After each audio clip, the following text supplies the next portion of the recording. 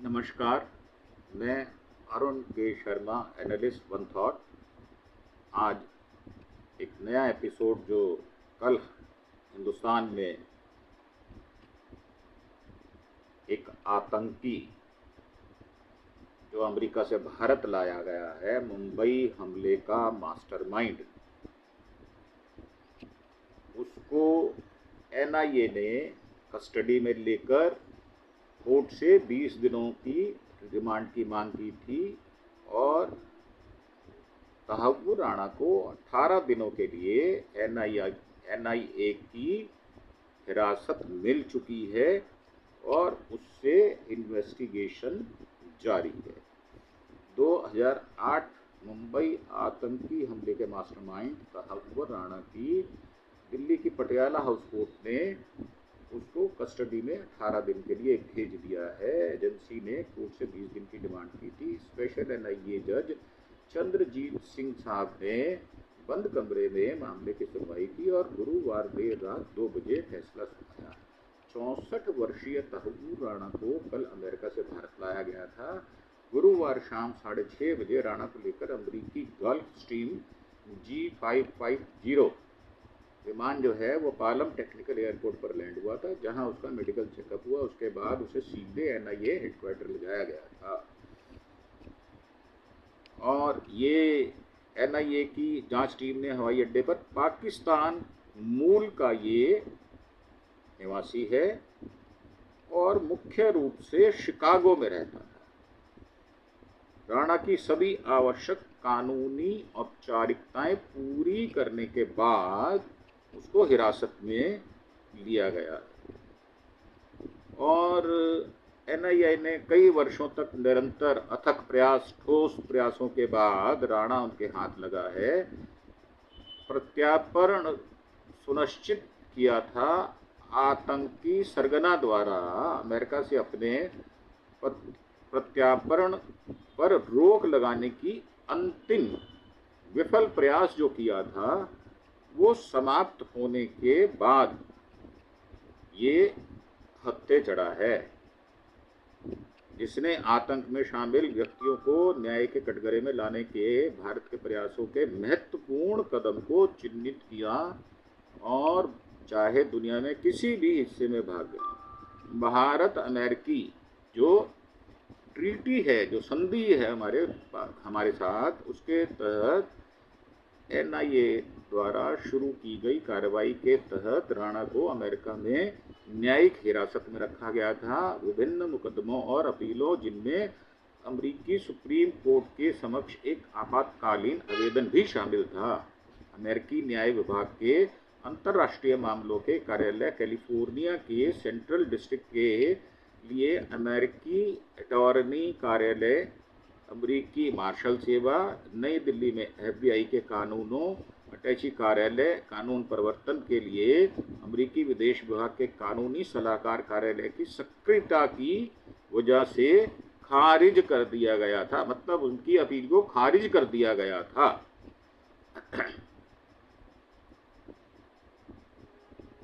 इसमें भारत के विदेश मंत्री और विदेश मंत्रालय दोनों ही बधाई के पात्र हैं। गृह मंत्रालय और गृह मंत्री की मेहनत की वजह से लगातार प्रयासों के परिणाम स्वरूप भगोड़े के लिए आत्मसमर्पण वारंट हासिल हुआ, जिसके परिणाम स्वरूप उसका अंततः प्रत्यार्पण हुआ। राणा पर डेविड कोलमैन हेडली उर्फ दाऊद गिलानी और नामित आतंकवादी संगठनों लश्कर-ए-तौबा, एलटी और हरकत उल जिहादी इस्लामी HUJI के गुर्गों के साथ पाकिस्तान स्थित अन्य षड्यंत्रकारियों के साथ मिलकर 2008 में मुंबई में विनाशकारी आतंकी हमलों को अंजाम देने की साजिश रचने का आरोप है। घातक हमलों में कुल 166 हमारे देश के जो लोग हैं वो मर गए थे और 238 से अधिक घायल हुए थे। भारत सरकार ने गैर कानूनी गतिविधियां रोकथाम अधिनियम 1967 के तहत LET और HUJI दोनों को आतंकवादी संगठन घोषित किया हुआ था। अब इसमें आगे जो है कि इसको तिहाड़ जेल में हाई सिक्योरिटी में रखा गया है। हालांकि राणा को कब किस वार्ड में रखा जाएगा इसका अंतिम फैसला कोर्ट के आदेश के बाद ही हुआ। जांच एजेंसी एनआईए और खुफिया एजेंसी रॉ की एक ज्वाइंट टीम बुधवार को राणा को लेकर अमेरिका से रवाना हुई थी। ये बात हमने बता दी पहले।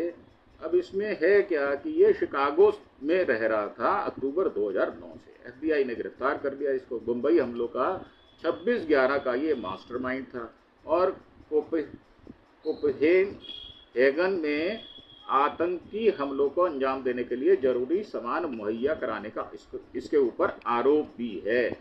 मुंबई हमले के मास्टरमाइंड डेविड हेडली की गवाही के आधार पर ही इसको 14 साल की वहाँ सजा भी हुई थी। अब इसको क्योंकि कड़ी सुरक्षा इसको चाहिए, इसके ऊपर कोई हमला ना हो, इसकी मेडिकल वगैरह सब हो गई है, इसको पटियाला कोर्ट से ले आया गया।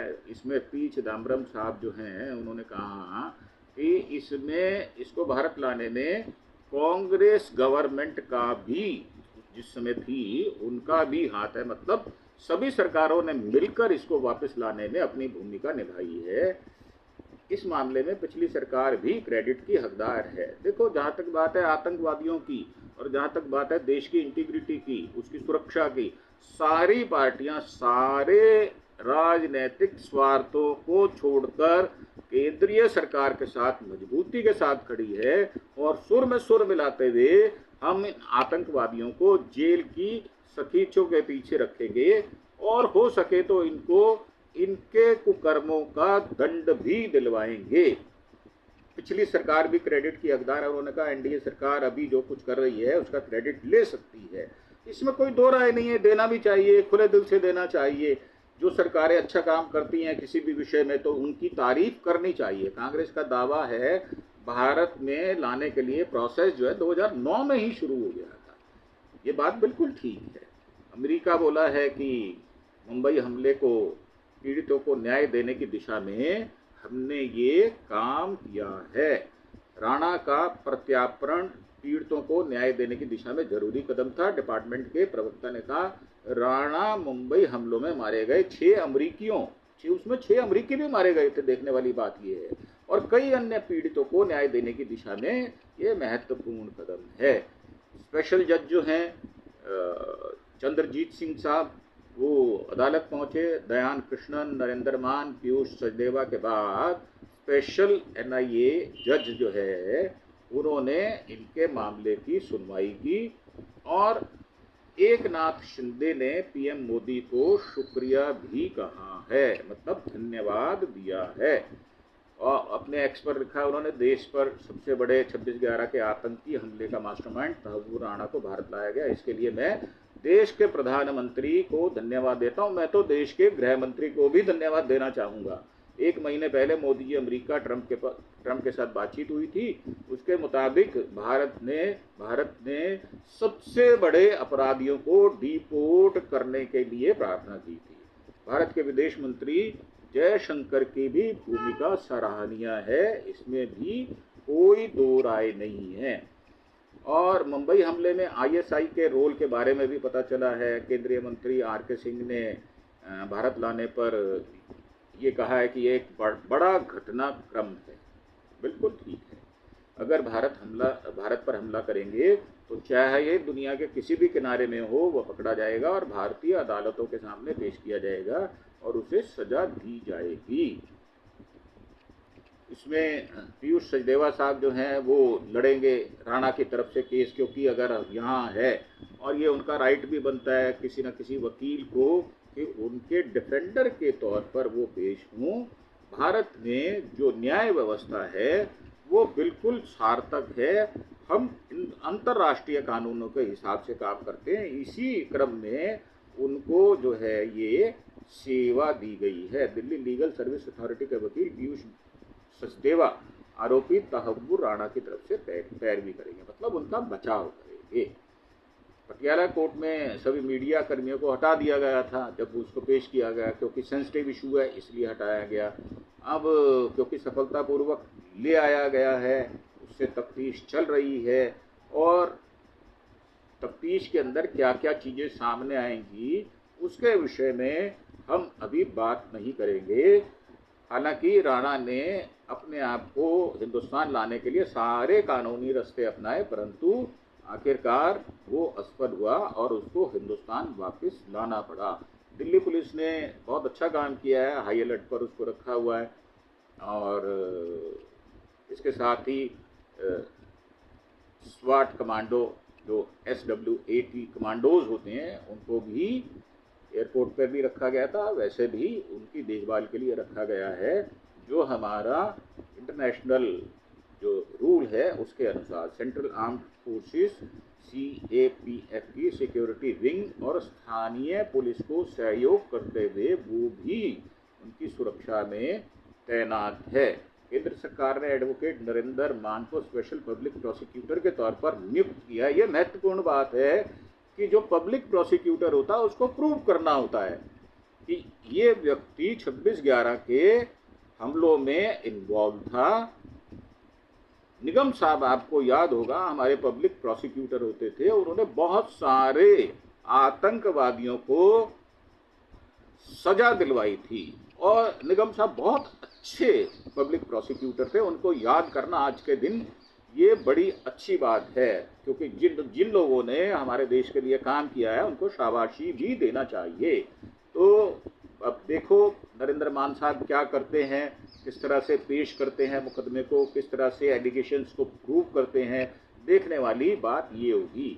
और बचने के लिए तहव्वुर राणा ने ये भी कहा है कि मेरे को पार्किंसन की बीमारी है। ये तो सभी लोग इस तरह से कहते हैं, मेडिकल होगा उसमें प्रूव हो जाएगा और उसको प्रताड़ित नहीं किया जाएगा, जैसे कि आमतौर पर जो ये आरोप लगाते हैं ये मिथ्या आरोप हैं।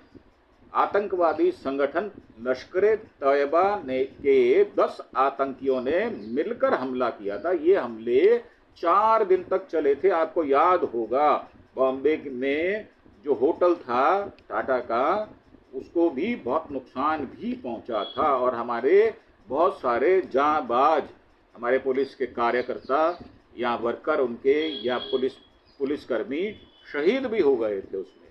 तो अब देखने वाली बात ये है कि इसके साथ किस तरह से हम इसको प्रूव करके इसको सजा दिलाएंगे। अब इसमें विदेश मंत्रालय के प्रवक्ता हैं शफाकत अली खान साहब ने एक सवाल के जवाब में कहा है कि पिछले 2 दशकों से अपने पाकिस्तानी दस्तावेजों को रिन्यू नहीं कराया था इसने। उसको रिन्यू मतलब पासपोर्ट वगैरह रिन्यू की उसने एप्लीकेशन नहीं दी थी, जबकि कनाडा की नागरिकता उसके पास थी, इसलिए उसने नहीं कराया होगा। तहव्वुर राणा 2009 में FBI ने गिरफ्तार किया था। राणा को अमेरिका में लश्कर-ए-तैयबा का समर्थन करने के लिए दोषी ठहराया गया था। ऑलरेडी ये सजा याफ्ता जो है आतंकवादी है। मुंबई हमलों के 405 पन्नों की चार्जशीट उसके नाम तैयार है, जिसको दर्ज कर दिया गया है। राणा ने डेविड हेडली को मुंबई में फर्स्ट वर्ल्ड नाम से एक ऑफिस खोलने में मदद की थी। ये ऑफिस उसने अपना आतंकी गतिविधियों को छुपाने के लिए खोला था। हेडली ने इमिग्रेशन कंसल्टेंसी के जरिए भारत घूमना और उन लोकेशंस को ढूंढना शुरू किया जहां लश्कर-ए-तैयबा आतंकी हमला कर सकता था। तो इसमें जो अमेरिका ने कहा है कि जो इसका जो रोल है वो साबित हो चुका है। ऑफिस खोलने से जुड़ी फर्जी कहानी को सच दिखाने के वाले डॉक्यूमेंट्स भी बनाए हैं इसने, परंतु वो सारे फेक साबित होंगे। ये सारी बातें ईमेल और अन्य दस्तावेज जो है वो प्रमाणित करेंगे। 16 साल बाद भारत की गिरफ्त में आया है। ये 2009 में ये जो है पकड़ा गया था और उसके बाद अब ये 2009 के बाद ये आया है गिरफ्त में। अब 9 दिन बाद 18 अक्टूबर को गिरफ्तार शिकागो में किया गया था। उस पर डेनमार्क में अखबार पर हमले करने की साजिश का आरोप था। 2011 में शिकागो की एक संघीय अदालत ने राणा को लश्कर-ए-तैयबा LET की मदद के लिए दोषी ठहराया था, लेकिन मुंबई हमलों से सीधी जुड़ी होने के आरोपों से बरी कर दिया था। भारत की एनआईए ने राणा के खिलाफ चार्जशीट दाखिल की। इसमें हत्या, जंग छेड़ने की साजिश और आतंक में शामिल होने के आरोप लगाए गए थे। 2019 में भारत ने 4 दिसंबर को पहली बार डिप्लोमेटिक चैनल से राणा का प्रत्यार्पण की मांग की थी। 2020 में राष्ट्रीय जांच एजेंसी मतलब एनआईए ने 10 जून को तहव्वुर राणा को अस्थायी गिरफ्तारी की मांग की थी। 2021 में आधिकारिक तौर पर इसकी मांग करते हुए अमेरिकी न्याय विभाग को नोट भेजा था। बाइडन प्रशासन ने इसका समर्थन किया था और 2014 में निचली अदालत के प्रत्यार्पण के फैसले के खिलाफ सुप्रीम कोर्ट ने अपील की थी, जिसे 21 जनवरी 2025 को खारिज कर दिया गया था। अब देखते हैं कि आगे होता क्या है। 13 नवंबर 2024 को राणा की निचली अदालत के खिलाफ सुप्रीम कोर्ट में अपील की थी। 21 जनवरी को खारिज किया गया था। इससे पहले उसने सैन फ्रांसिस्को की अदालत में अपील की थी, वो भी खारिज हो गई थी। कोर्ट ने फैसले में कहा था दोनों देशों के बीच संधि होने के कारण इसको वापस भेजा जाएगा। डेविड हेडली के बचपन का ये दोस्त है, दोनों बचपन से ये एक दूसरे को जानते हैं और जिसमें हमले को अंजाम देने में मदद की, क्योंकि जो बचपन के साथी होते हैं वो छुट्टे नहीं हैं। पिछले साल सरकारी वकीलों ने तर्क दिया था कि राणा इस हमले का मास्टरमाइंड डेविड हेडली का बचपन का दोस्त है। राणा को पता था हेडली लश्कर तैयबा के साथ मिलकर काम कर रहा है। हेडली की मदद और उसे आर्थिक मदद पहुंचाकर राणा आतंकी संस्था और उसके साथ आतंकियों को भी सपोर्ट कर रहा था। राणा को जानकारी थी हेडली किससे मिल रहा है, किससे बात कर रहा है, हमले की प्लानिंग बना रहा है, कुछ टारगेट के नाम भी दिए थे। अमेरिकी सरकार ने कहा राणा इसे पूरी साजिश का हिस्सा था। ये बात बिल्कुल ठीक है। राणा पाकिस्तानी सेना में डॉक्टर रहा और फिलहाल वो कनाडाई नागरिक था। 64 वर्षीय पाकिस्तान मूल का कनाडाई नागरिक था और पाकिस्तानी सेना में डॉक्टर रहा। ये इसके बाद ये 1997 में कनाडा चला गया। इमिग्रेशन सर्विस देने वाले बिजनेस के तौर पर इसने काम शुरू किया था। वहाँ पर पहुँचा। शिकागो सहित लोकेशंस पर फर्स्ट वर्ल्ड इमिग्रेशन सर्विस नाम से कंसल्टेंसी इसने फर्म खोली थी। अमेरिकी कोर्ट के दस्तावेजों के मुताबिक राणा कई बार कनाडा, पाकिस्तान, जर्मनी, इंग्लैंड भी गया था। लगभग 7 भाषाएं बोल सकता है।